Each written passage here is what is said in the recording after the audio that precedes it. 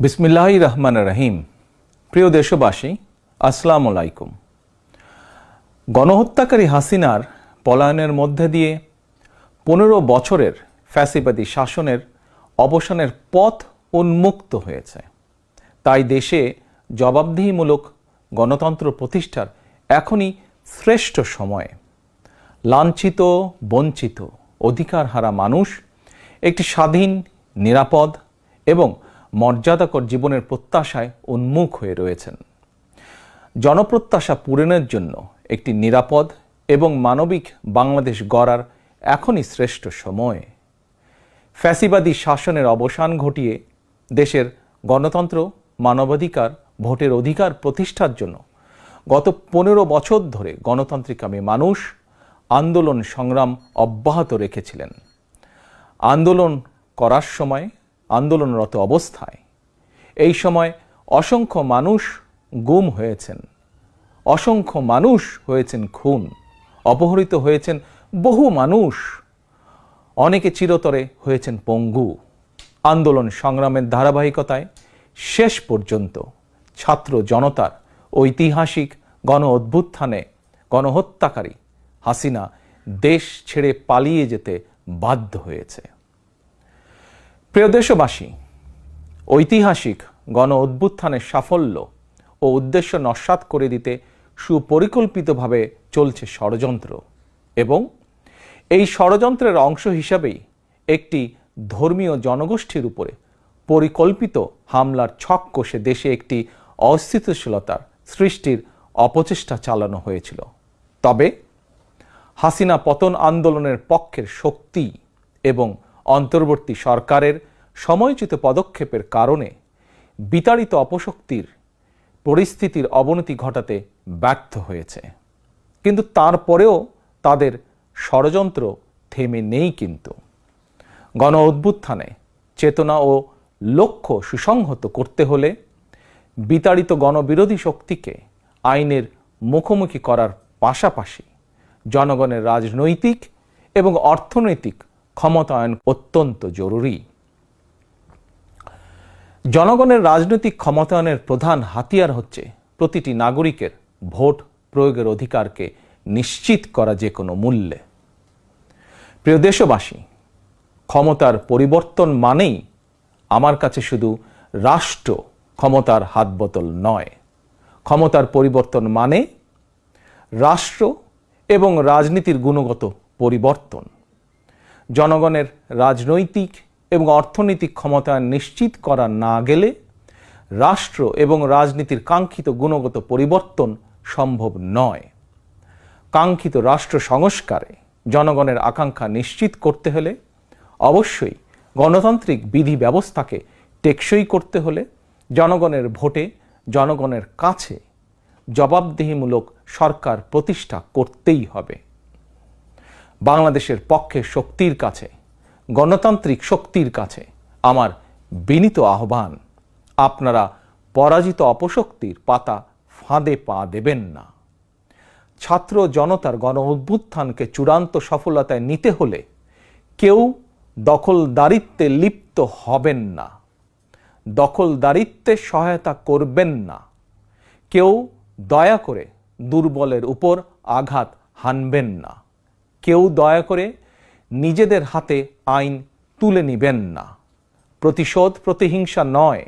আসুন কার্যকর রাষ্ট্র সংস্কার নিশ্চিত করতে তারুণ্যের কাঙ্ক্ষিত একটি বৈষম্যহীন গণতান্ত্রিক রাষ্ট্র নির্মাণ করতে আমরা প্রত্যেকেই যিনি যার অবস্থান থেকে আরও দায়িত্বশীলতার পরিচয় দেই।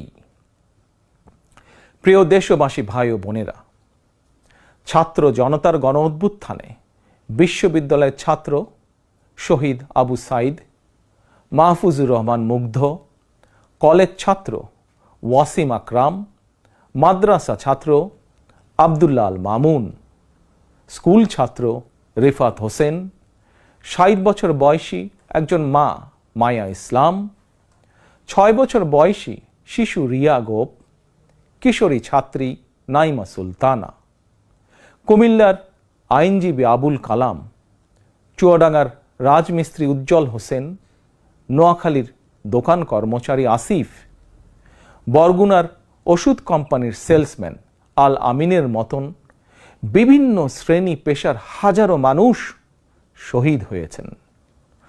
অসংখ্য মানুষ দেশের বিভিন্ন হাসপাতালে চিকিৎসাধীন রয়েছেন। পাবনার গাড়ি চালক আরাফাত হোসেন, মিরপুরে গুলিবিদ্ধ 22 বছর বয়সী মুস্তাকিম, দোকান কর্মচারী আতিকুল, অষ্টম শ্রেণীর শিক্ষার্থী তামিমের মতন অনেকের, বহু মানুষের হাত কিংবা পা কেটে ফেলতে হয়েছে। শত শত মানুষ দৃষ্টিশক্তি হারিয়ে ফেলেছেন, অন্ধ হয়ে গিয়েছেন চিরতরে, পঙ্গু হয়েছেন শত শত মানুষ চিরতরে। অসংখ্য প্রাণের বিনিময়ে 5ই আগস্ট অর্জিত স্বাধীনতায় গণতান্ত্রিকামী মানুষ আরও একবার স্বাধীনতার স্বাদ উপভোগ করলেও হাসিনা পতন আন্দোলনে যেসব পরিবার তাদের সন্তান স্বজনকে হারিয়েছেন কিংবা আহতদের চিকিৎসা করাতে গিয়ে যেসব পরিবারে অসহনীয় দুর্দশা নেমে এসেছে, সেসব বীর সন্তানদের ঘরে মুক্তির স্বাদের সেই ছোঁয়া এখনো লাগেনি।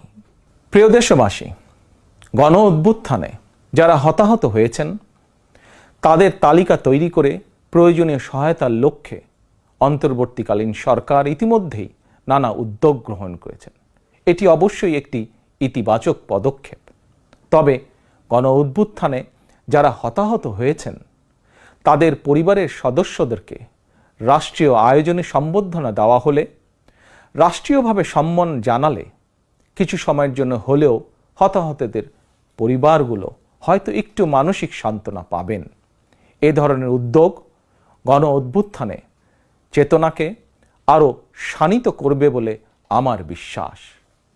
একই সঙ্গে প্রতি বছর 5ই আগস্টকে রাষ্ট্রীয় উদ্যোগে জাতীয় জীবনে একটি বিশেষ দিবস হিসাবে পালন করার বিষয়টিও বিবেচনা করা দরকার বলে সমাজের বিভিন্ন শ্রেণী পেশার মানুষ বিশ্বাস করেন। আমি এ প্রসঙ্গে আরও একটি বিষয় সরকারের দৃষ্টি আকর্ষণ করতে চাই। 2018 সালেও সারা দেশে কোটা সংস্কার আন্দোলন হয়েছিল। সেই সময়েও আন্দোলনকারীরা রাষ্ট্রীয় প্রতারণার শিকার হয়েছিলেন।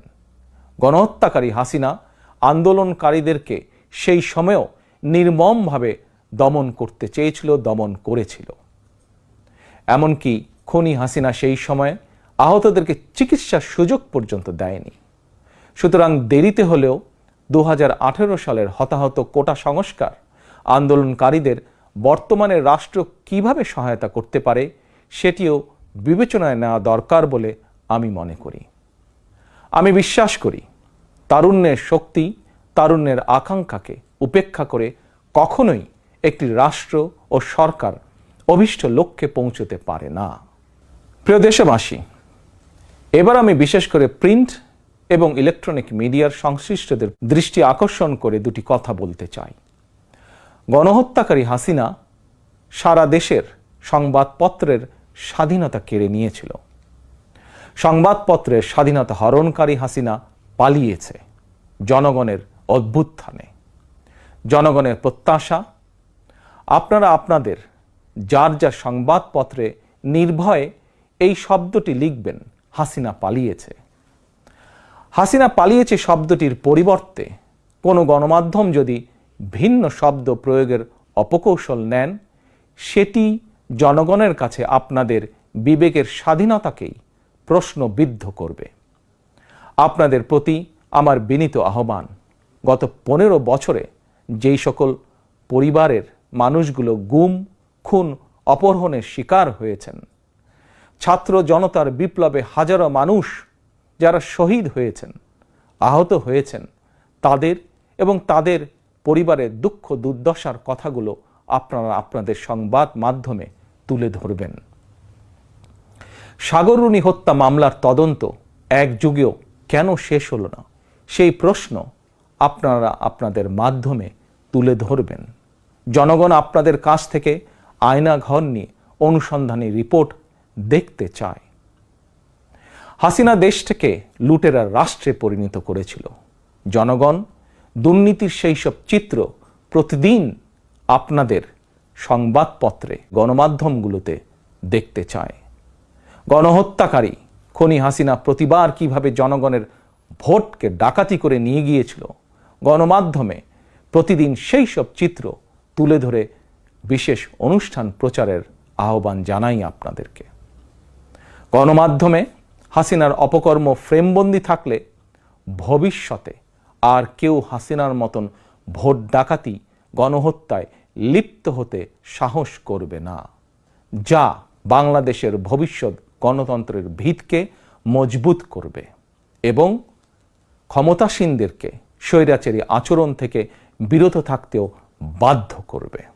এবার আমি সারা দেশে বিএনপি এবং এর অঙ্গ ও সহযোগী সংগঠনের সর্বস্তরের নেতা, কর্মী, সমর্থক, শুভাকাঙ্ক্ষীদের প্রতি আহ্বান জানিয়ে বলতে চাই, রাষ্ট্র সংস্কারের পথ ধরে অন্তর্বর্তীকালীন সরকার যথাসময়ে জাতীয় নির্বাচনের তারিখ ঘোষণা করবে।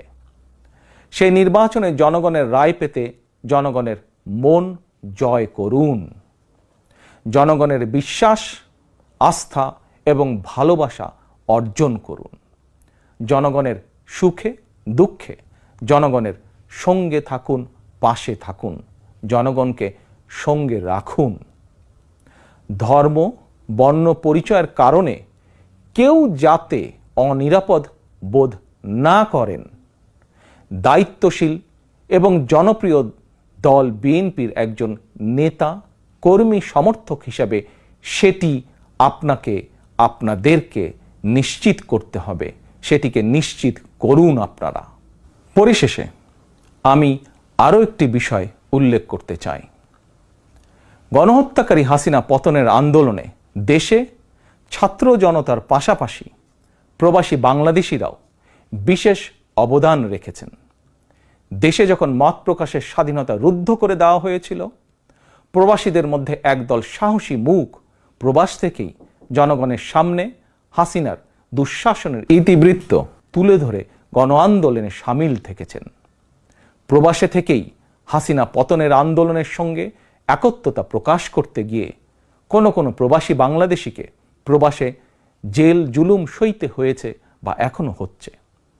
প্রবাসীদের অবদানকে কৃতজ্ঞতার সঙ্গে স্মরণ করে আমার আহ্বান, ছাত্র জনতার কাঙ্ক্ষিত একটি বৈষম্যহীন গণতান্ত্রিক বাংলাদেশ নির্মাণে অতীতের মতন ভবিষ্যতেও সংশ্লিষ্ট দেশের আইন মেনে সাধ্য মতন আপনারা আপনাদের যার যার অবস্থান থেকে ভূমিকা অব্যাহত রাখবেন।